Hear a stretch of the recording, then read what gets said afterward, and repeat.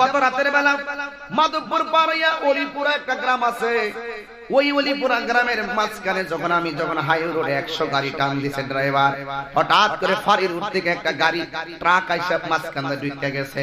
আমার 100 টান সামনে হার্ট ব্রেক করছে, গাড়িটা খেসরাইয়া যায় ট্রাকের মধ্যে লাইগা সামনের বডিটা বটে গেছে।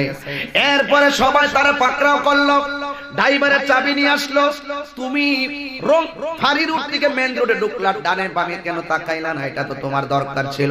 শেষ পর্যন্ত চাবি নিয়ে গেছে ড্রাইভার, আমার ওই মাহফিলের মধ্যে চলে গেছে। ওয়াজের পরে কই, হুজুর আমি ভুল করছি, আমারে ক্ষমা করে দেন। এখন হুজুর ক্ষমা করে দিবেন, এলাকার মানুষ সিদ্ধান্ত নিলেন তার জরিমানা হবে।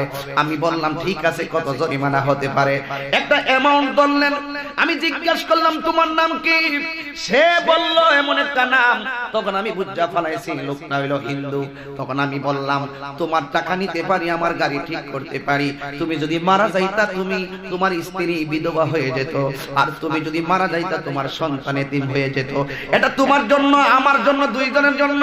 তবে তুমি যেহেতু হিন্দু, জরিমানা দিলেও আমি নিব না।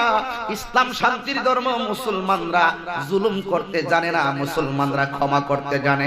যেই মাত্র বললাম তোমার টাকা তুমি নিয়ে যাও, আমার যদি 50,000 টাকাও লাগে আমার গাড়ি আমি ঠিক করব।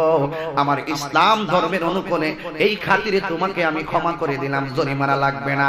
যেই মাত্র এই কথাটা বললাম, ঘরটা ভর্তি মানুষ, প্রত্যেকের চোখের মধ্যে পানি ছলছল করে। আমি তাকাইয়া দেখলাম এই হিন্দু বেড়ার চোখের ভিতরে পানিগুলা ছলছল করতেছে। সে কি আমার পায়ে ধরবে নাকি আমার শরীরে ধরবে টের পাই না। আমি কই টেনশন করো না, তুমি চলে যাও, আমার জন্য দোয়া করো, আমি তোমার জন্য দোয়া করি। আপনারা বলেন ইসলাম কি মারামারির ধর্ম না শান্তির ধর্ম?